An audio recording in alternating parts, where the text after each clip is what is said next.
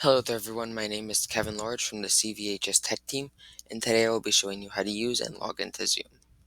The first step to doing this is to log into Clever, which is a hub that teachers use to verify that you are who you say you are. So the first step to logging in is just to look up Clever on Google, and we're going to click on the first link that shows up. This will take you to the Clever homepage, and you can choose to log in as a student in the top right. We're going to choose that, and we're going to get to this login page. If you've used Clever before, it'll probably tell you that your district is Glendale Unified School District, but if it doesn't and you want to choose not your district and search for your school. Of course, our school's name is Crescenta Valley, and then we'll want to choose Crescenta Valley High School and the one that is for Glendale Unified School District and in California. So that will load for a second, and it'll now show up with the correct district if it did not already. You'll now want to choose to log in with Google, and you'll want to either choose the one that shows up for your stu.goc.net account, or just choose another account if this account does not show up. Now, if you don't know how to get this email, it starts with the first letter of your first name. For me, that's Kevin, so I get a K. Then after that is the first two letters of your last name. My last name is Lorich, which starts with L-O-R, so I'll have K-L-O-R. Then the last four is from your 6-digit ID, is the last four digits of that. And then it goes at stu.goc.net. Next, you'll want to type in your password. It's possible you could have changed it to be something custom. If not, it would just be GUSD, then the first 6 digits of your 6-digit ID, so all the digits, and then exclamation point. I made a custom password, so I'll just log in with that. Soon it'll go to your Clever Hub, which has a lot of cool things on it. You can see all of your teachers. We'll be focusing just on using it to log in to Zoom. So once you've logged into Clever, the next step will be just to log into Zoom. This isn't 100% necessary, but for some people it tends to help stop issues that you may have when logged into Zoom, so it's just safe to do it regardless. So again, similar to Clever, first we're just going to start by looking up Zoom on Google. Exact same process, and we're just going to click on the first link again. Once it loads, you're going to get to this screen, and we're going to want to click on sign in up in the upper right hand corner. Just going to ignore everything else on it for now.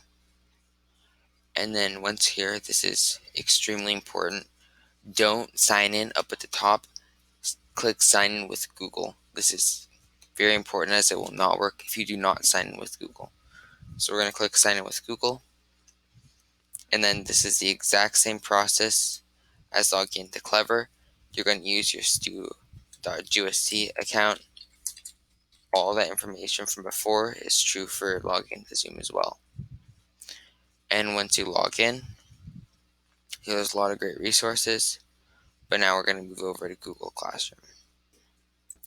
So once you've successfully logged into Clever, the next thing you'll want to do is to join your Zoom meeting. On Google Classroom, your teacher would probably have posted the link to join the Zoom meeting, and then it'll probably look something like what I just made right here, and you'll just want to click on this link. Once you've clicked on a link, it should open up a new tab and also give you a prompt up top to open Zoom meetings.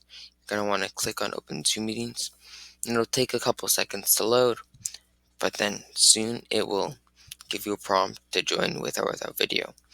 It's possible that you could have enabled this setting, or a teacher could have enabled this, but for now I'm just going to say join without video. It'll load for a second, and soon it will show me in a waiting room. This is just another way for a teacher to verify that you are who you say you are, and then it will load for a second, and then the teacher will be able to admit you at their own pace. This could take however long the teacher needs. So once I'm admitted, it'll take a while to load, and then I'm now in the meeting. You'll notice a couple things pop up, but for the first is the computer audio setting. You'll want to join with computer audio. This will just make it so you can hear everything that's going on.